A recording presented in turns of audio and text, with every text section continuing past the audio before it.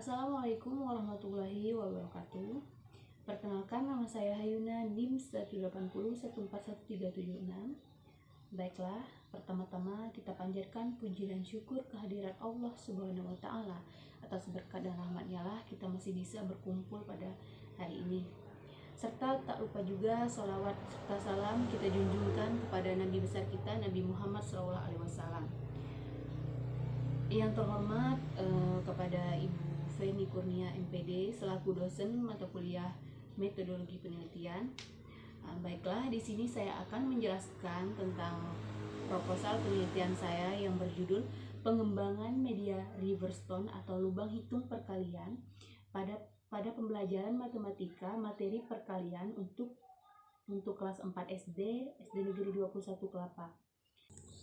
Baik, di sini saya akan menjelaskan rumusan masalah yang terdapat pada media pengembangan yang telah saya ambil. Yang pertama, bagaimana pengembangan bahan ajar Riverstone atau lubang hitung perkalian pada materi perkalian untuk digunakan siswa SD. Dan yang kedua, bagaimana penggunaan bahan ajar Riverstone materi perkalian menarik untuk digunakan siswa SD dan tujuannya. Nah, untuk tujuannya untuk mengetahui penilaian terhadap kelayakan bahan ajar Riverstone pada materi perkalian. Baik, di sini saya akan menjelaskan rumusan masalah yang terdapat pada media pengembangan yang telah saya ambil. Yang pertama, bagaimana pengembangan bahan ajar Riverstone atau lubang hitung perkalian pada materi perkalian untuk digunakan siswa SD. Dan yang kedua, bagaimana penggunaan bahan ajar Riverstone materi perkalian menarik untuk digunakan siswa SD dan tujuannya. Nah, untuk tujuannya untuk mengetahui penilaian terhadap kelayakan bahan ajar Riverstone pada materi perkalian. Nah, untuk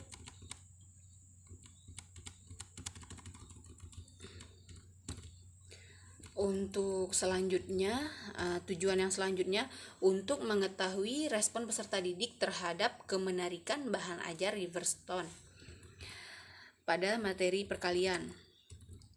Nah, pada di sini manfaat pengembangannya yang pertama bagi peserta didik, yaitu memberikan alternatif pembelajaran yang lebih menarik dan lebih mudah untuk dipelajari.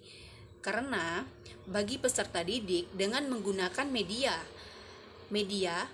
karena media ini secara langsung ia langsung lebih memahami tentang apa yang telah diajarkan dengan menggunakan media karena lebih efektif.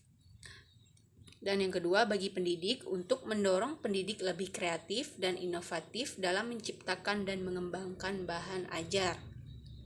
Dan yang ketiga, untuk peneliti, sebuah pengalaman yang berharga bagi seorang calon pendidik yang selanjutnya dapat dijadikan masukan untuk mengembangkan bahan ajar yang semaksimal mungkin lebih menarik lagi. Nah, untuk selanjutnya kajian teori. Yang pertama, kajian teorinya yaitu berisi tentang pengertian pengembangan. Nah, di sini pengembangan yaitu menuju lebih ke upaya untuk meningkatkan kemampuan konseptual dan moral sesuai dengan kebutuhan melalui pendidikan. Penelitian pengembangan adalah serangkaian metode riset yang digunakan untuk menghasilkan suatu produk atau sebuah media atau hasil seperti prototipe, desain, materi pembelajaran, media, strategi, alat evaluasi pendidikan dalam pembelajaran. Dan selanjutnya yaitu pengertian media, yaitu media merupakan alat komunikasi yaitu sebagai pembawa pesan dari menuju penerima komunikasi. Nah, dapat dikatakan bahwa juga media merupakan sarana pelantara untuk menghubungkan suatu apa yang telah kita ajarkan baik terhadap kita maupun orang lain, baik juga timbal baliknya kepada siswa ataupun siapapun lagi. Nah, untuk fungsi media yang pertama yaitu lebih mengatasi keterbatasan ruang. Dengan menggunakan media, kita itu tidak memerlukan lagi ruangan yang terlalu sulit untuk kita jangkau. Dan yang pertama, untuk memperjelas penyajian pesan. Karena dengan menggunakan media, kita lebih bisa menyampaikan secara langsung dan lebih mudah dipahami oleh peserta didik. Nah, untuk yang ketiga, penggunaan media pembelajaran yang tepat dan bervariasi dapat mengatasi sikap pasif anak didik. Karena dengan menggunakan media, anak yang tidak aktif ataupun pasif bisa langsung tertarik melihat media yang telah kita berikan untuk mereka pahami. Untuk keempat, yaitu dengan memberikan perangsangan belajar yang sama, dan yang kelima untuk menyamakan pengalaman, dan yang keenam menimbulkan persepsi yang sama. Nah, untuk jenis media pembelajaran di sini banyak sekali dengan media pembelajaran, ada media hasil teknologi cetak, media hasil teknologi audiovisual. Untuk perkalian menggunakan media Riverstone. Pada dasarnya juga siswa itu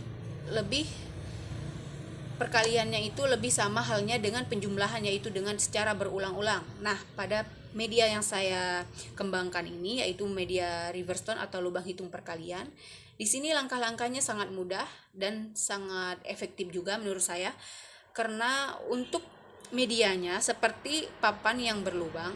Nah, di situ saya sudah menyiapkan 6 biji, menyiapkan biji-bijian ataupun kelereng untuk medianya itu, misalnya tentang perkalian ini.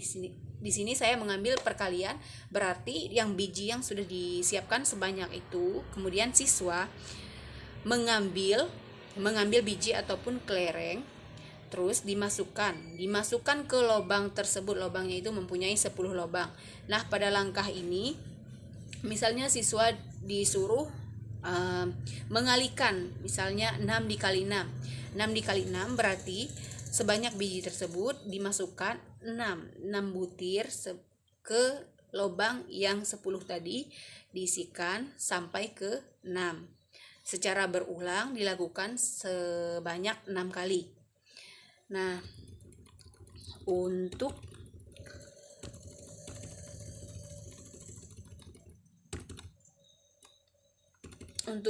model pengembangan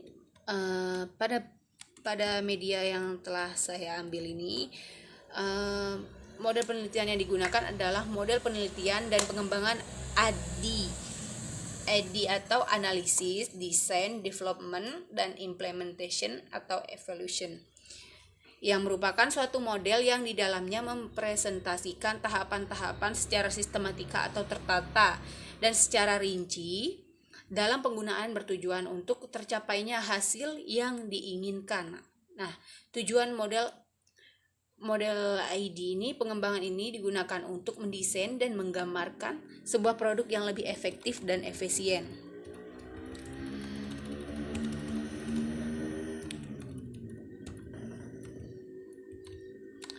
Subjek dan objek penelitian. Nah, di sini saya mengambil subjek dan objek penelitiannya, yaitu SD Negeri 21 Kelapa kelas 4, dan dilakukannya juga di